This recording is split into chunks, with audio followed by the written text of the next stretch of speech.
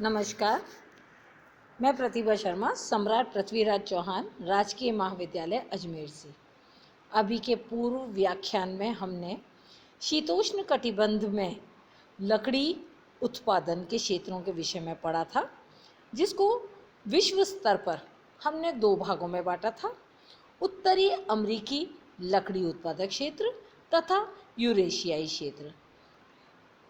हमने उत्तरी अमेरिकी क्षेत्र के विषय में विस्तार से जाना और आज का अध्ययन बिंदु है यूरेशियाई क्षेत्र के विषय में।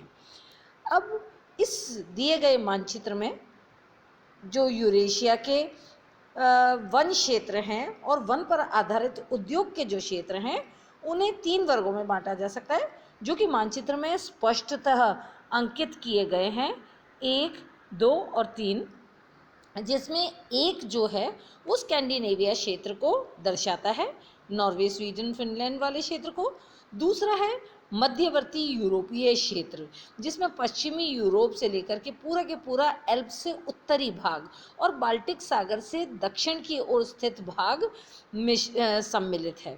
फिर तीसरा है पूर्वी सोवियत संघ का क्षेत्र। यद्यपि समूचे सोवियत संघ, जो कि यूरेशिया में विस्तृत है, यूरोप और एशिया में, ये समूचे क्षेत्र में ही वन क्षेत्र का विस्तार भरपूर मात्रा में देखने को मिलता है, लेकिन जो पूर्वी सोवियत संघ है वो इस लकड़ी उद्योग से संबंधित या लकड़ी काटने के उद्योग से संबंधित विशेष स्थान रखता है। अब हम चर्चा करते हैं 3 प्रांत जो हमने चर्चा किए यूरेशियाई क्षेत्र के, कि स्कैंडिनेविया, मध्यवर्ती यूरोप और पूर्वी सोवियत संघ को हम क्रमशः एक के बाद एक उनके विषय में जानेंगे। पहला वाला है स्कैंडिनेविया। तो ये जो वनोद्योग है ये नॉर्वे, स्वीडन और फिनलैंड में विकसित है, जो कि अभी से पूर्व दर्शाए गए मानचित्र में स्पष्टतः अंकित था। अब यहाँ जो वनोद्योग है, जो लकड़ी काटने का व्यवसाय है, उसके अंतर्गत 2 बहुत महत्वपूर्ण पक्ष हैं। पहली बात कि वनों का वैज्ञानिक प्रबंधन इस क्षेत्र में किया गया है। इसके साथ साथ में वन रोपण, संरक्षण तथा प्रबंधन के कारण से यहाँ पर काष्ठ उत्पादन में विशेष वृद्धि का स्वरूप देखने को मिलता है। यहाँ इस क्षेत्र में वृक्षों की जो प्रमुख किस्में हैं, उनके अंतर्गत पाइन, स्प्रूस और फर विशेष स्थान रखते हैं।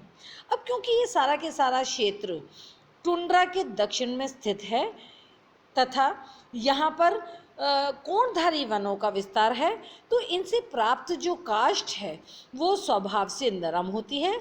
अतः यह लुगदी एवं कागज उद्योग के लिए बहुत बड़ा सहायक तत्व है। अर्थात ये कि लुगदी और कागज उद्योग इन वाले काष्ठ पर आधारित उद्योग प्रमुख हैं। दूसरा, मध्यवर्ती यूरोप का क्षेत्र।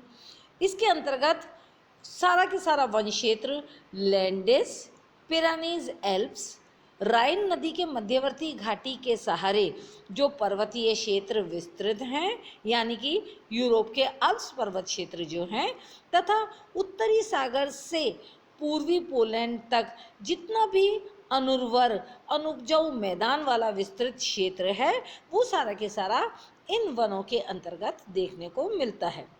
अब यहाँ जो शंकु वन हैं वो रेतीली, चट्टानी अथवा अप्रवाहित नदी वाला क्षेत्र है, जो नदियों से सिंचित वाले भाग नहीं हैं, या फिर कृषि के अयोग्य वाले जो ठंडे क्षेत्र हैं, उनमें शंकु वन का विस्तार मध्यवर्ती यूरोप में देखने को मिलता है। सामान्यतः ये आल्प्स पर्वत श्रेणी के उत्तरी भाग के विषय में कहा जा सकता है।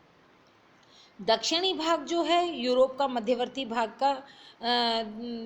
यूरोप का दक्षिणी भाग, वहाँ पर मिश्रित वनों का विस्तार देखने को मिलता है। और इन वनों की जो देखभाल मुख्यतः मध्यवर्ती यूरोप में की जा रही है, वह है उन देशों के अंतर्गत बेल्जियम, डेनमार्क, फ्रांस और जर्मनी अग्रणी देश हैं। और इस क्षेत्र में मध्यवर्ती यूरोप का जो क्षेत्र है, इसमें क्योंकि जनसंख्या की अधिकता हो गई है, वृद्धि हो जाने के कारण से अधिकांश क्षेत्रों में जो वन थे उनका उन्मूलन कर दिया गया, उन्हें नष्ट करके मनुष्य बसाव की स्थितियां बनाई गई हैं और वनों को कृषि के अंतर्गत ले लिया गया है। अब तीसरे प्रांत के बारे में हम बात करते हैं, पूर्वी सोवियत संघ। यद्यपि ये पूर्व में भी चर्चा की जा चुकी है कि यूरेशिया में पूरे के पूरा सोवियत संघ का भाग जो टुंड्रा के दक्षिण में स्थित टैगा वन क्षेत्र है वो समूचा इस उद्योग के अंतर्गत आता है, किंतु इसका अधिकांश भाग जो है वो पूर्वी सोवियत संघ जो है वो काष्ठ उत्पादन के लिए विशेषतः जाना जाता है।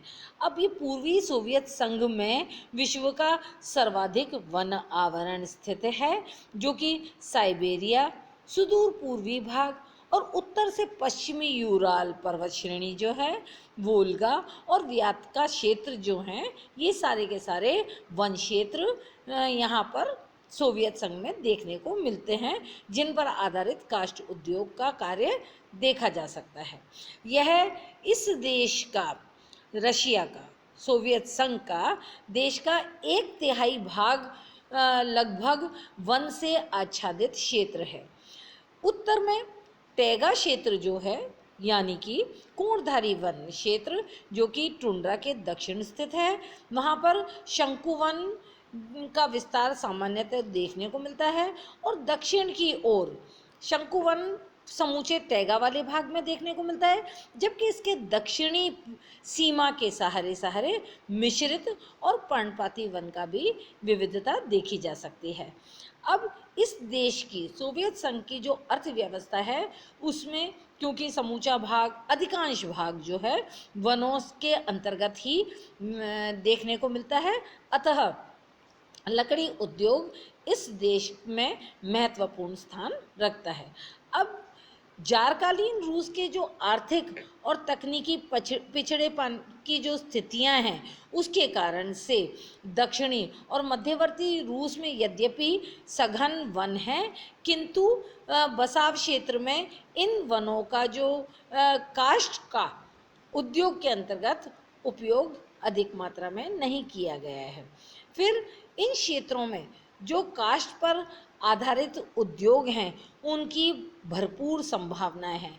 बहुत से ऐसे प्रांत हैं जहां पर काष्ठ काट करके उन पर उद्योग स्थापित किए गए और कुछ ऐसे प्रांत हैं यद्यपि वनों का विस्तार होते हुए भी उनको उद्योग के अंतर्गत सम्मिलित नहीं किया गया है।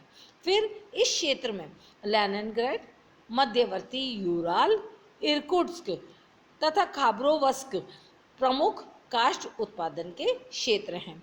इस पूर्वी सोवियत संघ में विशेषकर जो आर्केंजल काष्ठ का क्षेत्र है जो उत्तर पश्चिमी भाग में विस्तृत है, वहाँ लकड़ी का उत्पादन भरपूर मात्रा में देखने को मिलता है। साथ ही साथ वहाँ पर जो चिराई का जो कार्य है उसके उल्लेखनीय है वह।